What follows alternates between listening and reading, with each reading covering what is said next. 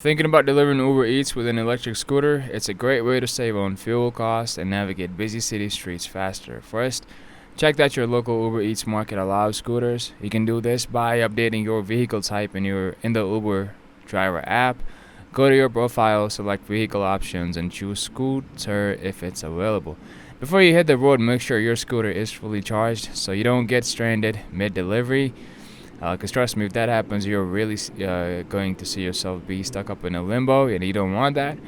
Carry a portable charger if you have a long shift planned ahead, and always wear a helmet and follow traffic laws to stay safe, since scooters are more vulnerable in traffic. For deliveries, use an insulated backpack or delivery bag that fits comfortably on your back or scooter. This keeps food upright and at the right temperature while you weave through traffic or ride bike lanes. Planning your route carefully can help you avoid steep hills that drain your battery quickly. Thanks for watching. Like and subscribe for more quick tips to make your Uber Eats deliveries easier and more efficient.